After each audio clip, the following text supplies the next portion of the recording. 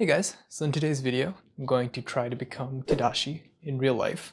So I think a good first step for that would be to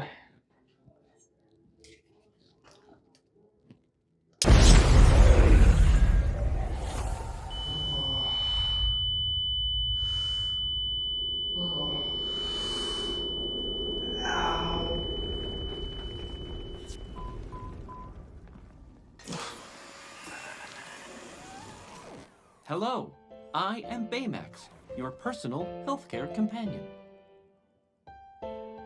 Actually, I think a good first step would be to make Baymax.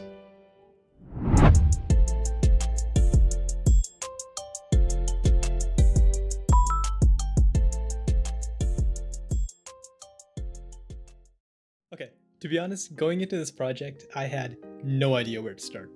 But that's okay.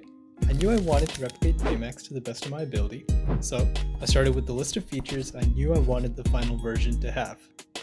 Number 1, it's gotta be inflatable. I mean, that's kind of the most iconic feature of Baymax, so that one's a must. Number 2, it's gotta have some moving components to it, because realistically, I don't think I can make a walking robot like Baymax just yet, but I also didn't want to make what was essentially just an inflatable, so I at least wanted to include some moving components in it, like the arms. Number 3, I wanted to recreate the scene where we first meet Baymax, so that meant I had to make the expanding charging station too that activates when someone says ow. Oh, and also I had like 3 weeks to do this project before I had to go back to university and not have any access to my tools, so I was kind of on a time crunch as well.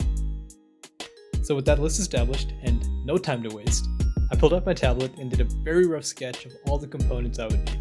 And honestly, this became the overall blueprint I would follow for the rest of the project.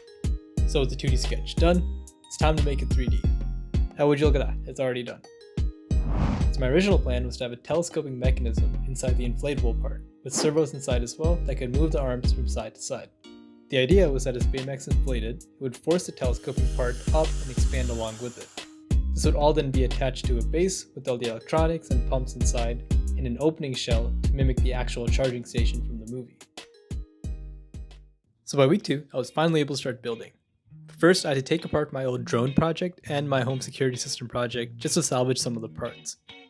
I then 3D printed the telescoping base and spent literal hours sanding it so I can get the tolerances right and each part would slide in and out smoothly while Baymax inflated.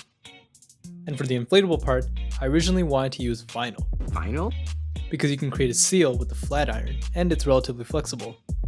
So I took a 3D model of Baymax and used a software called Plushify to turn the 3D object into a 2D template. This software is actually really cool and I got the idea from an I Like to Make Stuff video. I printed out the template and when I traced it onto the vinyl, that's when we ran to our first issue. So this vinyl actually has an adhesive backing and I literally could not find a non-adhesive version, so I thought, okay, I'll just stick 2 sheets together and create one solid sheet of vinyl. Then with both sides cut out, I sealed the edges with a flat iron and turned it inside out to cover up all the seams, resulting in this. And honestly, it was okay.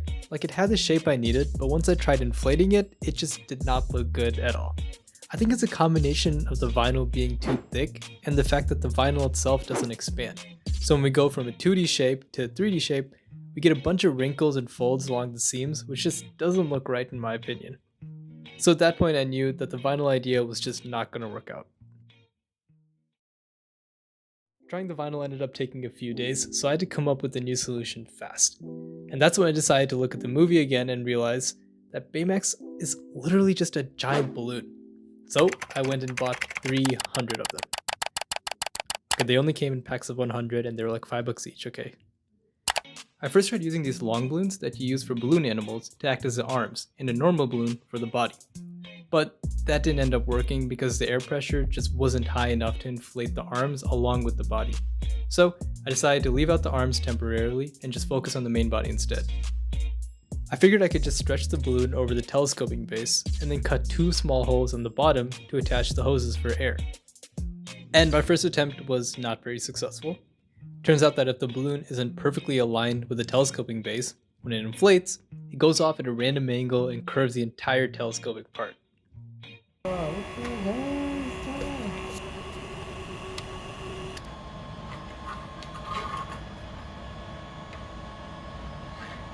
mean, kinda, right? It's just a little off-center. The idea is there. Like, for a proof of concept, I think that's pretty good. Like, come on, that's kind of Baymax, right?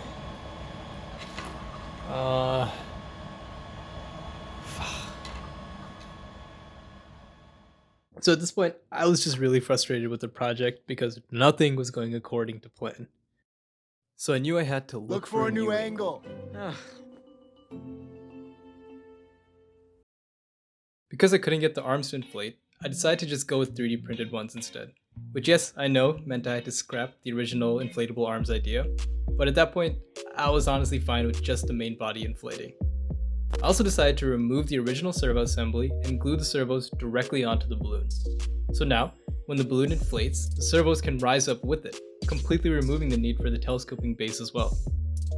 And while the new plan ended up working a lot better, it came with its own set of challenges. For starters, having the servo come out of the balloon meant I had to create an airtight seal, which is just so tedious, man. Like, the amount of super glue I had to scrape off my hands during this project was actually insane. Making the arms align with the body was also pretty difficult, but with the help of some magnets, I think they ended up looking pretty good.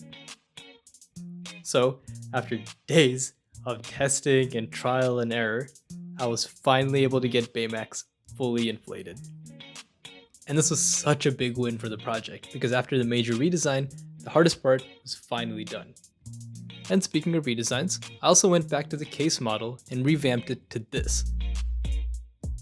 This version looked a lot closer to the movie design and was actually functionally necessary because I had to make room for Baymax's humongous arms. With the extra space, I also decided to add the light up effect with a strip of addressable LEDs. So after a bunch of 3D prints and failed prints, I could finally start assembling everything together, which unsurprisingly came with its own set of issues. Mainly it was the opening shell because it's freely rotating, so when it first tries opening up, the shell falls backwards and blocks it from coming down. So to fix this, I PLA welded some hooks onto the base and added rubber bands to tension the shell. This actually worked really well and allowed the shell to open properly. Also, remember when I mentioned air leaks from the servo? Well, the left arm had a leak which I just could not get rid of without having to lock up the servo with a bunch of glue.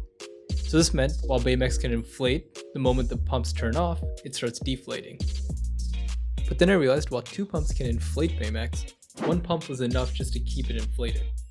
So I wired up a system that when the servo turns to one side, both pumps are activated, and once Baymax is fully inflated, the servo can rotate and switch on only 1 pump. Then it was just a matter of wiring everything together and adding some magnets to keep everything in place. With that done, I could now start programming, which, surprise surprise, also had a lot of problems. Let's try that again.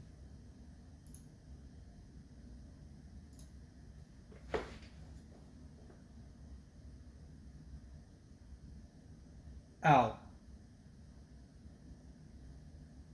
Ow.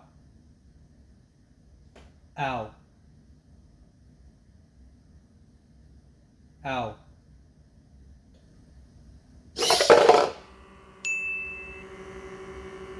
But at this point, my 3 weeks were up, and it was time to head back. So unfortunately, I guess I just wasn't able to finish the project in time. Now, psych! I strapped that shit up and brought it straight to university so I could finish this project once and for all. I'm not giving up on you. And I'm not going to bore you with all the programming details, but a lot of it was just driver and configuration issues which took so much time to fix. And also, wired speaker no work with Pi because of light, so add a Bluetooth speaker instead. So after everything was finally built and programmed and tested, it kind of popped.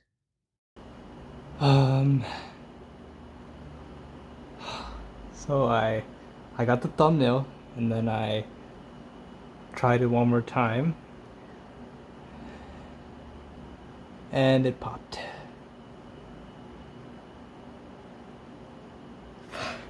So unfortunately, while I wasn't able to get a shot of everything working together, I was able to get everything working individually. So without further ado, I guess all that's left to say is... Ow.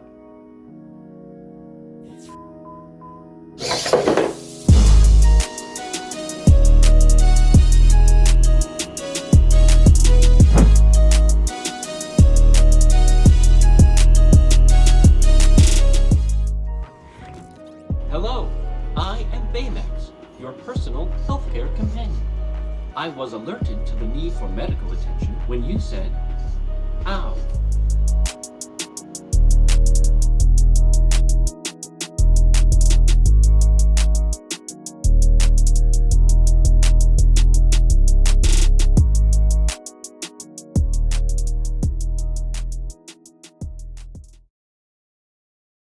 Okay, I think for a version 1, this ended up working pretty good.